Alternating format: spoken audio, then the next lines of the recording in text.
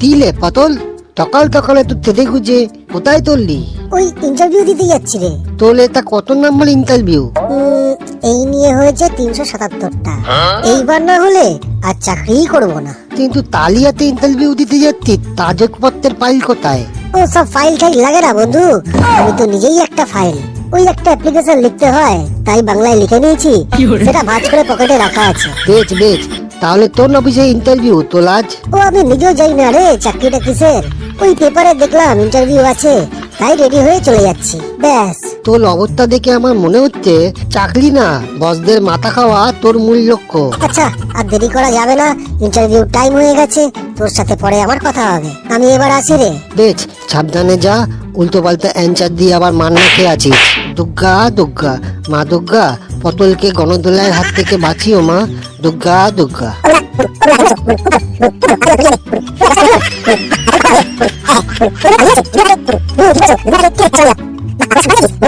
আপনি কি পটল? এক মিনিট, বন্ধুদের সঙ্গে কিছু ভাইটাল কথা আছে ম্যাডাম, সেগুলো আগে বলে নি, তারপর না আপনার প্রশ্নের উত্তর দিচ্ছি আমি, ঠিক আছে? হ্যাঁ বল।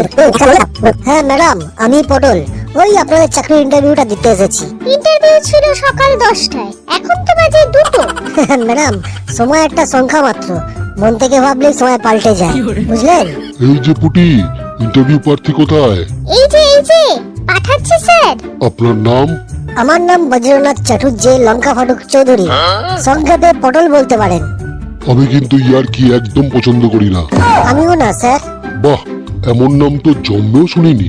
তাহলে শুনলেন তো, আমার নাম নিয়ে একদম মস্করা করবেন না স্যার। আমি শুনেছি আমার এই নামটা হিটলার আমাকে দিয়ে গেছিল। দাঁড়ান দাঁড়ান, হিটলার যদি আপনাকে আপনার নামটা দিয়ে যেত, তাহলে এখন আপনার বয়স কত? আমিও সব জানি না স্যার, আমার যেটা মনে হচ্ছে আমি সেটাই আপনাকে বললাম। আমি কিন্তু ইয়ার্কি একদম পছন্দ করি না। আমিও তো করি না স্যার। ওকে, এবার বলুন, দরখাস্তের উপরে ডিয়ার সব জানতে লিখেছেন কেন? কারণ আমি 376টা ইন্টারভিউ দিয়েছি, বসেরা সব জানে, তাই আমি তাদের রেসপেক্ট জানিয়ে ডিয়ার সব জানতে লিখেছি। আমি কিন্তু ইয়ার্কি একদম পছন্দ করি না। সে তো আমিও না স্যার। সে তো নয় বুঝলাম, কিন্তু আপনি বলছেন যে আপনি 376টা ইন্টারভিউ দিয়েছেন, কিন্তু একটা ইন্টারভিউ দিতে গেলে কিভাবে আসতে হয় সেটা আপনি জানেন না?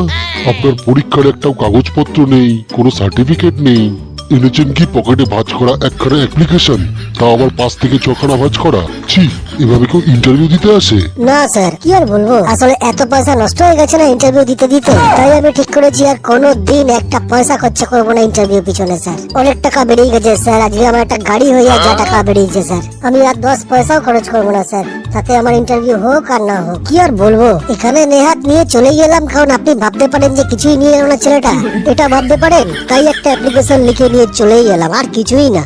তাও আপনার মুখের দিকে তাকিয়ে এটা লিখলাম স্যার, না হলে তাও লিখতাম না। ও আচ্ছা আচ্ছা, আমার মুখের দিকে তাকিয়ে আপনি নিয়ে এলেন, তা ঠিক করেছেন, এটা আমার সৌভাগ্য। ঠিক আছে ঠিক আছে, বলুন তো সূর্যগ্রহণ কি? স্যার, যখন সূর্য লজ্জায় চাঁদের পিছনে লুকায় তখন তাকে সূর্যগ্রহণ বলে। আর চন্দ্রগ্রহণ? ওই চন্দ্রগ্রহণ, চাঁদ যখন সূর্যের ভয়ে পৃথিবীর পিছনে লুকিয়ে পড়ে তখন তাকে চন্দ্রগ্রহণ বলে, বুঝলেন স্যার? আমি কিন্তু ইয়ার্কি একদম পছন্দ করি না। সে তো আমিও না স্যার। এবারে বলুন, আপনি কি করে অফিসের চাপ সামলাবেন?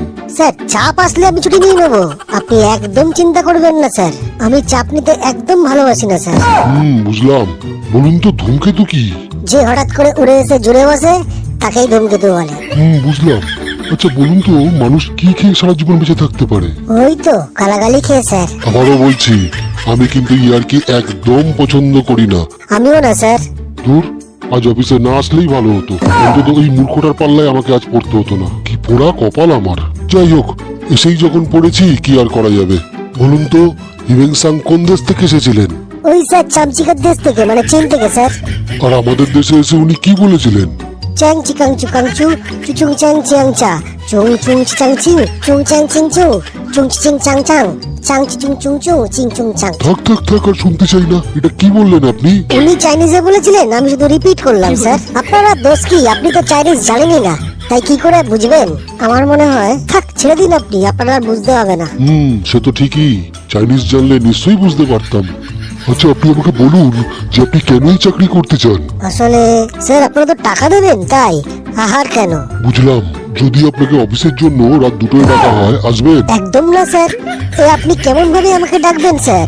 আমি তো আপনার ফোন দেখে ফোন তুলবই না। আমি কিন্তু ইয়ার্কি একদম পছন্দ করি না। আমিও করি না স্যার। উফ, আমার নিজের চুল নিজেরই ছেড়তে ইচ্ছা করছে। কার মুখ দেখে যে আজ সকালে ঘুম থেকে উঠেছিলাম, আর কেনই বা আজ আমি অফিসে আসতে গেলাম? এই কার পাল্লায় তুমি আমায় আজ ফেললে ভগবান? এই এক অদ্ভুত জীবের পাল্লায় তুমি আমায় ফেললে ভগবান। এটা তুমি ঠিক করলে না। বউটা আজ বারবার করে বলেছিল অফিসে না আসতে, ওর সাথে সিনেমা দেখতে যেতে, কিন্তু আমি শুনলাম না। এখন মনে হচ্ছে যে বউয়ের কথা শুনলেই মনে হয় ভালো হতো, কিন্তু আমিও বা কি করব? আমিও তো এই রিসেপশনিস্ট পুটিকে একদিন না দেখে থাকতে পারি না। পুটিরও তো তাই অবস্থা। ও যদি আমাকে একদিন না দেখতে পায় তাহলে ও নাকি সেদিন জলটাও স্পর্শ করে না। খাওয়া দাওয়া তো দূরের কথা, তাই তো আমি বাড়িতে একদিনও থাকতে পারি না। যাই হোক, দেখি মহামূর্খের কাছ থেকে কখন পরিত্রাণ পাই। হে ভগবান, রক্ষা করো আমায়। আপনার দুর্বল দিক কি? স্যার দুপুরে খেতে খেতে ঘুমিয়ে পড়ি। আচ্ছা, এবারে আপনি আমাকে বলুন, আপনি আমাদের কোম্পানিকে কি দিতে পারেন? স্যার যদি চাকরি দেন তাহলে আমি আমার মহামূল্যবান সময়টা কোম্পানিকে দেবো। এছাড়াও পরিশ্রম আর ঘুমের ত্যাগটাও দেবো। আর চাকরি না দিলে শুধু অফিস আমার গালাগালি দেবো স্যার। এবারে বলুন, আপনি 10 লাখ টাকা লটারি জিতলে কি করবেন বলুন? স্যার প্রথমেই আমি আপনার এই কোম্পানিকে কিনে ফেলবো, তারপরেই আপনাকে এই অফিস থেকে ঘাট ধাক্কা দিয়ে বার করে দেবো, যাতে আমাকে আপনার কাছে ইন্টারভিউ দিতে না হয়। আমি কিন্তু ইয়ার্কি একদম পছন্দ করি না। আমিও না স্যার। আপনি জানেন আমাদের পূর্বপুরুষেরা বাদর ছিল? হ্যাঁ স্যার, বিশেষ করে আপনার তাকানোটা দেখে তো একদম প্রমাণ হয়ে গেল। আমি কিন্তু আবারও বলছি যে আমি ইয়ার্কি একদমই পছন্দ করি না। আমিও না স্যার। তাহলে আপনি আমাকে বানর বললেন? না স্যার, আমি শুধু ইতিহাসের সত্যিটা সামনে আনলাম। এখন বাইরে গিয়ে সবাইকে জানাবো যে যিনি আমাদের ইন্টারভিউ নিচ্ছেন তার পূর্বপুরুষ বাদর ছিল আর তিনি বাদর বংশের লোক। তাহলে স্যার আজ এই অবধি থাক, আমার অনেক মূল্যবান টাইম আপনাকে দিয়ে গেলাম। আর দিতে পারছি না, কারণ পাড়ায় মেয়েদের স্কুলটা ছুটি হওয়ার সময় হয়ে গেল। বুঝতেই তো পাচ্ছেন, এখন ওখানে গিয়ে দাঁড়াতে হবে, তাই আপনাকে আর সময় দিতে পারছি না স্যার, ক্ষমা করে দেবেন। তবে বাইরে গিয়ে সবাইকে বলে যাবো যে আপনি নিজে স্বীকার করেছেন যে আপনি বাদর বংশের লোক। শুনুন, আপনি যদি বাইরে গিয়ে সবাইকে বলেন যে আমি বাদর বংশের লোক, তাহলে আমি কিন্তু আপনাকে চাকরিটা দেবো না। আর আমি কিন্তু মজা একদম পছন্দ করি না। হ্যাঁ স্যার, আমি পছন্দ করি। তাতে আপনি যদি আমার চাকরি আটকান তাতে আমার কিচ্ছু যায় আসে না। আমি সবাইকে বলবোই যে আপনার পূর্বপুরুষ বাদর ছিল। Tata sir. কে আছো শুনছো? কে আছো শুনছো? এই বেটাকে ধরো, ধরো, জলদি ধরো।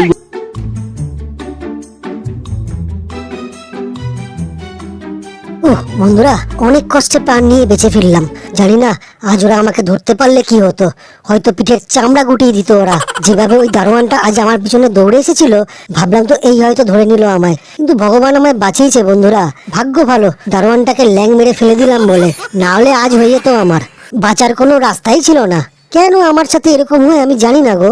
যেখানেই আমি ইন্টারভিউ দিতে যাই না কেন, সেখানে চাকরি তো হয়ই না, উল্টে সেখান থেকে আমাকে পালিয়ে বাঁচতে হয়। কি করব বলো বন্ধুরা, আমি তো চুপি চুপি কথা বলতে পারি না, মনে যা আসে তাই বলে ফেলি, তাই আমার এত দোষ। খুব হাঁপিয়ে গেছি দৌড়াতে দৌড়াতে বন্ধুরা। যাই হোক, এবার বাড়ির দিকে যাই, দেখি ওখানে কি হয়। তিলে পটল তাকলি পেলি? চাকরি পেলাম না, কিন্তু ইতিহাস বানিয়ে এলাম। সত্যিলে তোর মতন পিস পৃথিবীতে একটাই আছে।